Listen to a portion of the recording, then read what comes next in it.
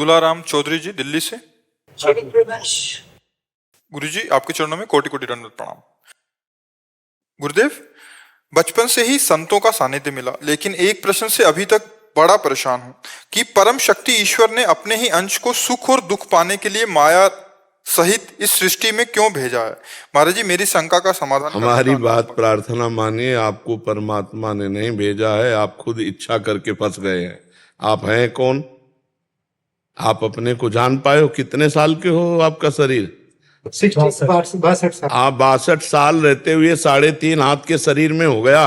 आप अपने को जाने हो? नहीं जान। तो परमात्मा को कैसे दोष दे सकते हो कि आपने हमको फंसा दिया? आपकी इच्छा ने आपको बांधा है। आप इच्छा रही तभी हो जाइए। आप परमात्मा स्वरूप हैं, कोई और नहीं है जिसने आपको बांधा है। आप ही अपने आप से बंधे हैं और आप ही अपने आप से मुक्त होइए, और मुक्त होइए तो जो है वो है। खुल अध्यात्म की बात यहाँ होती, देखो हम यहाँ का जो उत्तर होता है वो परमार्थ से युक्त होता है। अध्यात्म ये भागवतिक क्षेत्र है, तो यहाँ भागवतिक उत्तर होगा, सांसारिक नहीं। यहाँ कोई भी फंसा हुआ है तो अपनी कामना, इच्छा और वासना से फंसा हुआ है। आप अपनी इच्छा, कामना, वासना को शांत कीजिए, आपकी ड्यूटी है। और फिर आप प्रश्न कीजिए कि आपको किसने बांधा था, कौन बंधा है। ना अभी बंधे हो, ना पहले बंधे थे। ना अभी दुख है, ना पहले दुख है। माना हुआ आपका इच्छा का दुख और सुख है, क्योंकि आप दुख और सुख से परे तत्व हैं। आपने अपने को अभी तक 62 साल में एक सेकंड भी बैठ करके नहीं सोचा कि आप हैं कौन। आप इसी देह के राग में भटकते घूम रहे हैं। अब आपसे पूछा जाए आप कौन है, तो सीधा परिचय देह का देंगे। सीधा परिचय आप कहाँ के हैं, तो सीधा परिचय जन्म स्थान का, गांव नगर का देंगे, क्योंकि आपको बोध ही नहीं कि आप कौन है, आप कहाँ के हैं। अब हम फंसे हैं ना अपनी इच्छा में। हमारी कामना है तो हमारी स्त्री, हमारे पुत्र, हमारे परिवार हमें देह प्राणों से अधिक प्रिय लगता है, क्योंकि ये भोग स्थान है, इससे हम नाना प्रकार के भोग भोग रहे। ये बहुत प्यारा लगने लगा, और इतना प्यारा लगा कि मैं ही हूँ, ऐसा भ्रम हो गया। अंतःकरण मैं ही हूँ, जो मेरा मन मांगे। अब मान लो मन इंद्रियों के साथ जहाँ विचरण कर रहा है, उसको मैं यही मान रहा हूँ कि मैं ही जा रहा हूँ, मैं ही देख रहा हूँ, मैं ही भोग रहा हूँ, मैं ही खा रहा हूँ, मैं ही सूंघ रहा हूँ, मैं सुन रहा हूँ। अब तो फंस गए, आप फंस गए। आप अपनी इच्छाओं में फंस गए। आप इच्छा रहित हो जाओ, ये काम आप करो, फिर आप हमको उत्तर बताना कि कौन परमात्मा किसको फंसा दिया। एक ही शर्त है, आप इच्छा रहित हो जाओ बस। आप कामना रहित होइए, आप इच्छा रहित होइए, गुरु की शरण में जाइए और साधना कीजिए और इच्छा रहित होइए। और फिर कभी अगर जीवित रहे हम, आप भी बता देना कौन आपने फंसाया है, आपको कौन फंसाया है, किस लिए फंसाया है। आप हंसोगे अपनी मूढ़ता पे। बंधेव कीर मरकट की लाई, यद्यपि मृषा छूटती कठिलाई। भाई यहां भगवान ने फंसाया नहीं। अब हम आपको बिल्कुल सरल भाषा में कहते हैं, एक समर्थ पिता ने आपको भूमि दे दी, बीज दे दिए विविध प्रकार के। अब आप उसमें क्या बोते हैं आपकी पसंद है, जो बोएंगे वही आपको काटना पड़ेगा। बिल्कुल नीचे उतर कर बात कर रहे हैं। भगवान ने विविध प्रकार की भोग सामग्री, विविध प्रकार की वासनाएं रूपी बीज, और ये भारत भूमि, कर्म भूमि भेज दिया अब आपको। तो आप तपस्या भी कर सकते थे, आप जितेंद्री भी हो सकते थे, आप ब्रह्मचारी भी हो सकते थे, आप लोक के लोक का कल्याण कर सकते थे, लेकिन आपने अपनी वासनाओं में फंस करके, अब जब फंस गए वासनाओं में, अब छूटना कठिन है, क्योंकि आसक्ति इतनी प्रबल आसक्ति। तब लगता है कैसे उन्होंने फंसा दिया। आपको दिया था तो आप आम बोते, बबूल क्यों बोया। जैसे आपको वाणी बोलने की दी तो आप इससे खूब नाम जप करते, शास्त्र का स्वाध्याय करते, बहुत से स्तोत्र उनका पाठ करते, प्रपंच की वार्ता करके इतने वर्षों में वाणी को व्यर्थ कर दिया। आपको आध्यात्मिक शक्ति दी, इंद्रियां दिया, आपको मन दिया, आप इसे सच्चिदानंद में लगाते। आपने पार्थिव भोगों में लगाकर अपने आप को कमजोर कर लिया। अब भी आप अगर चेतना में आ जाओ तो अब भी अपने को मुक्त कर सकते हो। तितिक्षु ब्राह्मण को अंतिम समय बुढ़ापे में बात समझ में आ गई तो भगवान उसका गीत गा रहे, इतनी उच्च कोटि का उसका विचार बन गया। तो देखो, सच्ची तुम्हें बता रहे हैं, किसी ने नहीं बांधा है, हम अपनी वासना और इच्छा में बंध गए हैं। महाराज जी, हाँ, बड़ा व्यथित हूँ कि ईश्वर ने ये सृष्टि क्यों बना दी। आप नहीं बनाते तो कोई मतलब ही नहीं था। नहीं कहे, नहीं सुनो, उन्होंने सृष्टि में तुमको थोड़ी बनाया है, सबको बना दिया। नहीं, वो अपने आप में बने हुए हैं, तुम यही तो भूल कर रहे हो। अच्छा। हुई है। अब यही तो है, काले कर्म ईश्वर मिथ्या दोष। आप समझ रहे हो ना? आप कौन हैं?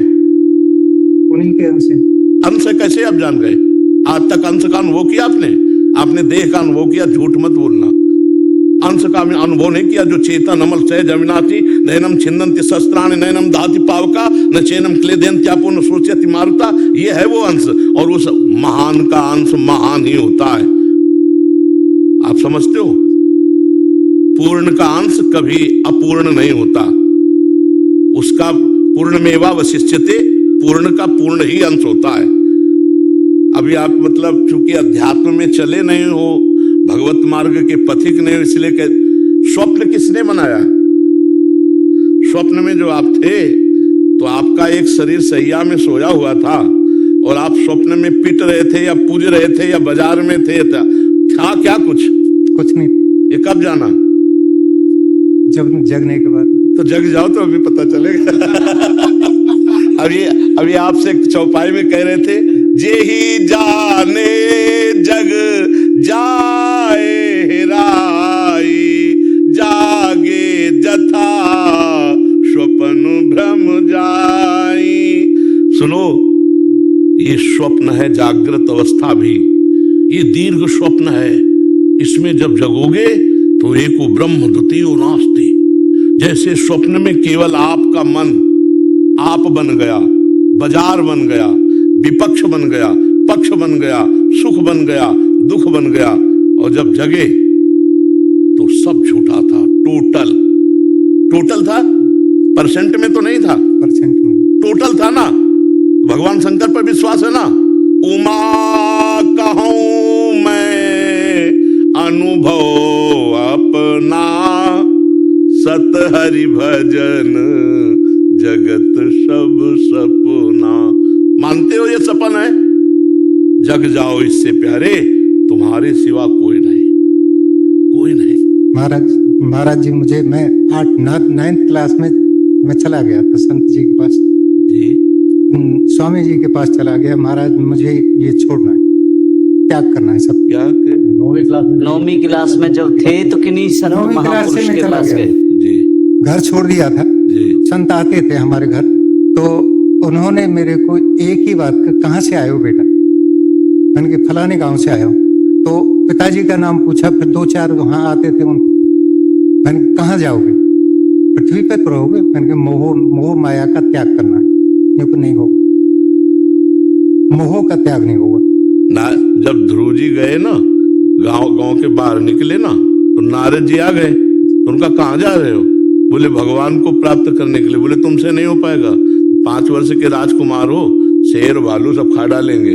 अच्छा, राज सिंहासन की बात अभी मैं कहता हूँ तानपात से, मेरी आज्ञा का पालन करेंगे और सिंह। तो ध्रुव जी ने कहा, महाराज मैं वो क्षत्रिय राजकुमारों की एक बार जो निश्चय कर लेता हूँ, प्राणों की भी परवाह नहीं करता, उस पर चलता हूँ। जब देखा चेला पक्का, पीठ ठोक के 12 मंत्र दे दिया। कच्चे थे इसलिए तुम्हें उपदेश मिला, पक्के होते ना तो अब तक सिद्ध हो जाते। कच्चे थे। गुरुजन पहले परीक्षा, जब कक्षा 9 पढ़ के अगर तुम भागे थे तो साइंस साइड पास होकर 9 पढ़ के भागे थे। कितनी समस्याएं आई जीवन में वहीं से, पर एक दृढ़ निश्चय, प्राण त्याग सकता हूं, भगवान का मार्ग नहीं। तो आज 55-56 की आयु होगी, 11 से और 56 की आयु तक भगवान ऐसे पूरा मार्ग तय, कहीं किसी भी तरह की गुरु प्रसाद से यात्रा लड़खड़ाई नहीं। एक बार घर से निकले, दोबारा जिंदगी में कभी गए नहीं, कभी वृंदावन के सिवा किसी रसोई में बैठ के भोजन नहीं किया होगा पूरे जीवन में, यही वृंदावन में। तो हम अपनी कमजोरी को संतों का आदेश न माने। संत 2 प्रकार के आदेश करते हैं।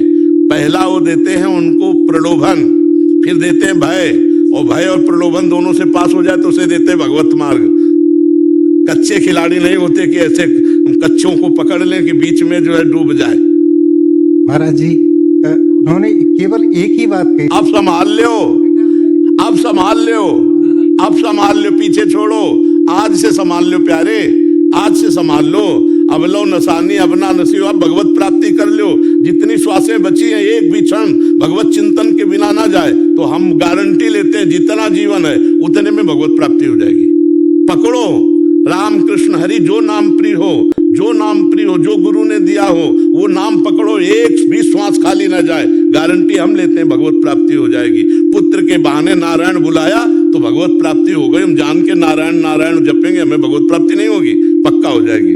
अब समय बर्बाद मत करो, पता नहीं कौन सी श्वास अंतिम श्वास हो प्यारे। बड़े भाग्यशाली हो जो परमार्थ के लिए विकल हो। तुम्हारे हृदय में भगवत प्राप्ति के लिए दुख है, ये तुम्हारा अहोभाग्य है, तुम्हारा पवित्र हृदय है। लगो, एक भी श्वास भगवत चिंतन के बिना ना जाए तो गारंटी हमारी कि पक्की भगवत प्राप्ति होगी। हाँ, बिल्कुल चिंता मत करो, तुम हर श्वास नाम जपने का अभ्यास करो।